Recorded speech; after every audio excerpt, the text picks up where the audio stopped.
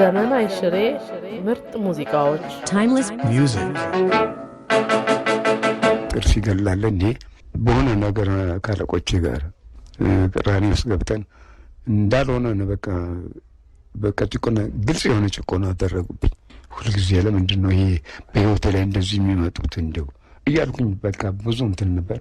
በኋላ አንድ ቀን ለምን ግጥም አልጽፈው አልኩኝ። ያንን ግጥም ቁጭ አልኩና ግጥም ጻፍኩት።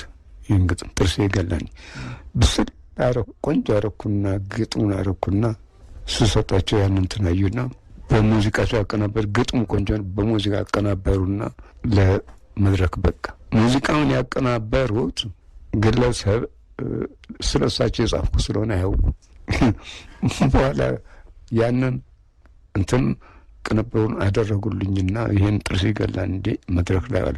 ከጊዜ በኋላ መቼም ወሬኛ ምናምን አለ አይደል እና እንዴ በርሶ እኮ ነው የተጻፈው ብላይ ነገራቸው።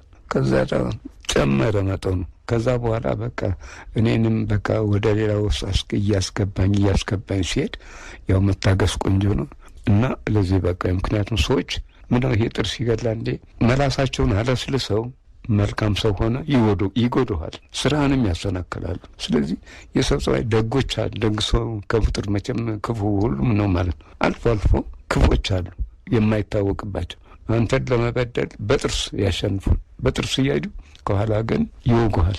እና እንዲህ አይነት ሰዎች ስላሉ ይሄን ጥርስ ይገላል እንደ ብዬ ጻፍኩ። ምክንያቱ ዋናው ይሄ ነው።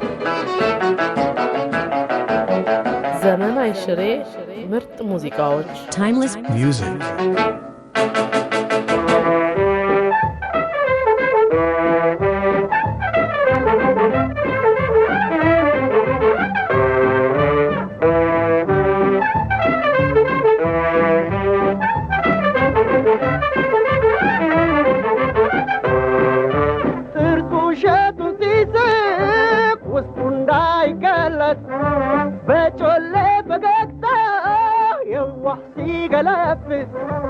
እናይ ቆረቁሬ ከፖላን ሳመሳይ ልብን አጨልሞ ትትና ያሳይ እናይ ቆረቁሬ ከፖላን ሳመሳይ ልብን አጨልሞ ትትና ያሳይ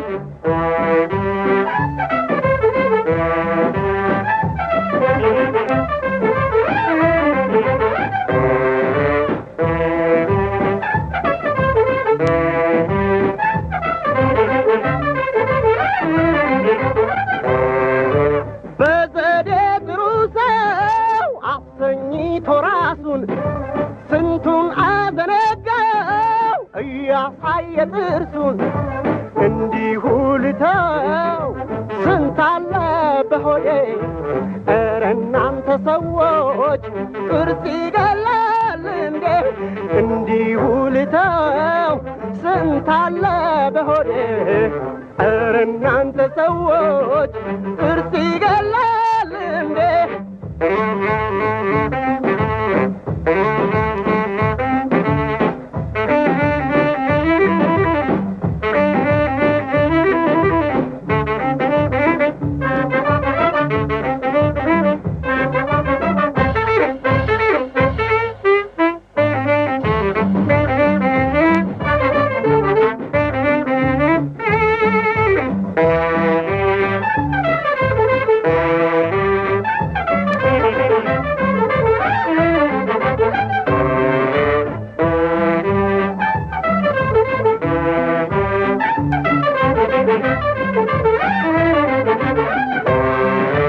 ከጣጣው ያመልጣል ይህን ከተረዳ እያለ ዘበነው ፈገግታ ሲጎዳ ተጠንቅቆ ማሰብ ያስፈልጋል ዞትር ስንት የዋህ ቆሰለ በፈገግታ ብትር ተጠንቅቆ ማሰብ ያስፈልጋል ዞትር ስንት የዋህ ቆሰለ